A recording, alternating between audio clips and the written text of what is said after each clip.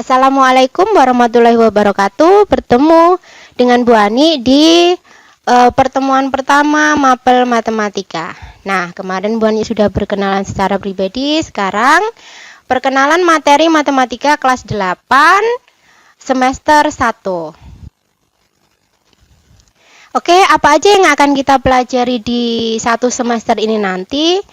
Ada 5 bab. Ya, ada 5 bab dan yang pertama adalah pola bilangan. Bab pola bilangan nanti ada beberapa submateri yang akan kita pelajari, yaitu yang pertama, apa sih pola bilangan? Jadi kita mengenal dan menentukan yang namanya pola bilangan.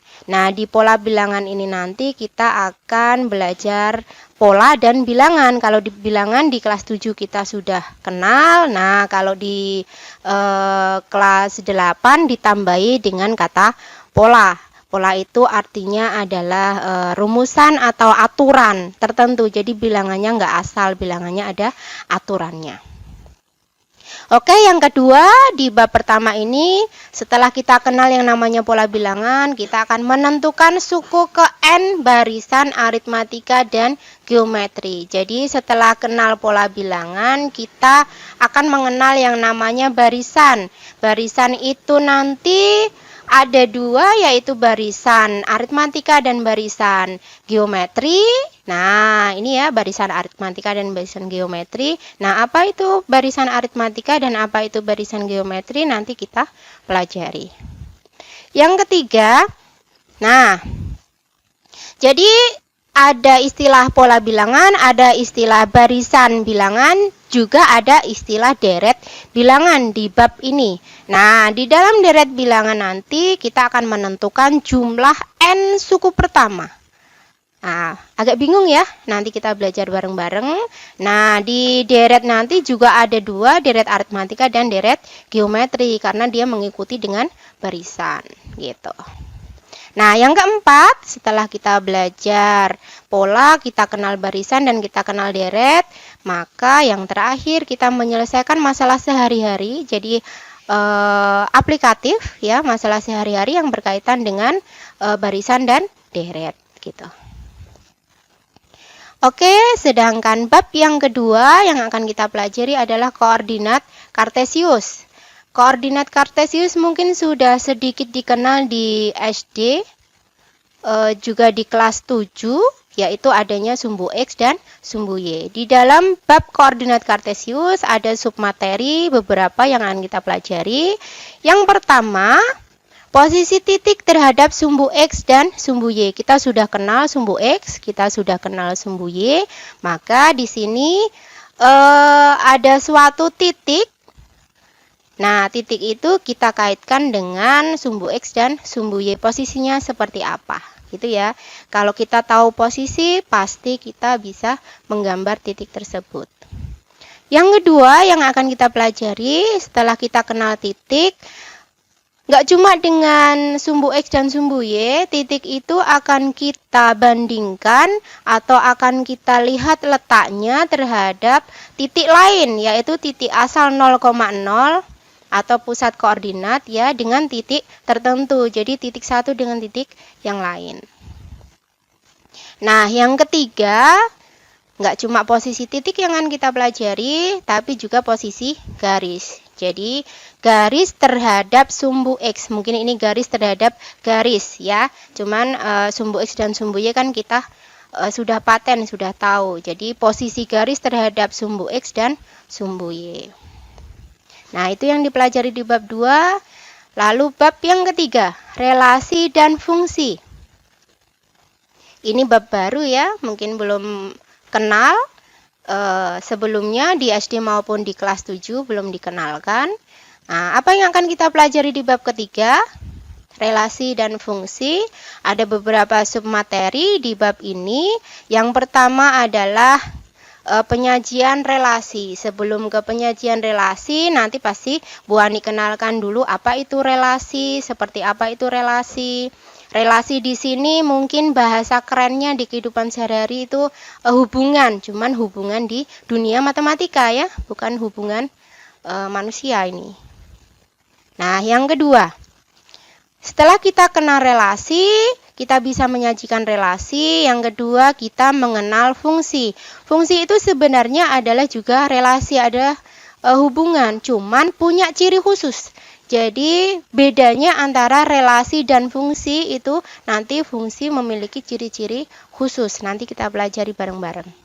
Nah, yang ketiga, setelah kita kenal fungsi, nanti kita juga akan belajar menyajikan fungsi, seperti juga menyajikan relasi, cuman pasti berbeda karena fungsi dengan relasi berbeda. Nah, yang keempat, korespondensi satu-satu. Nah, korespondensi satu-satu itu nanti seperti apa? Nah, akan kita pelajari lebih dalam nanti. Nah, oke. Tadi bab relasi dan fungsi, kita ke persamaan garis lurus. Nah, garis lurus itu apa? Semuanya sudah paham ya. Yang pasti bukan garis yang melengkung, garis lurus ya, yang lurus gitu. Nah, di dalam bab keempat, persamaan garis lurus, nggak cuma sekedar kalian tahu garis itu lurus, gambar dengan penggaris gitu saja, tidak.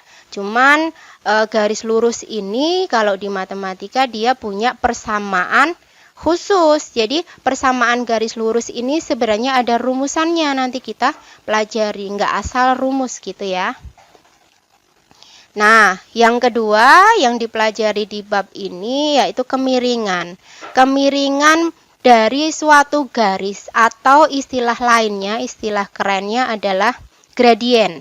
Jadi nanti kita pelajari bareng-bareng apa itu. Ini juga sesuatu yang baru, cuman kalian kalau ingat di kelas 7 ada persamaan linear satu variabel, juga menyelesaikannya itu nanti juga terkait dengan titik juga. Nah, ini nanti bisa menjadi awal untuk kita memahami persamaan garis lurus.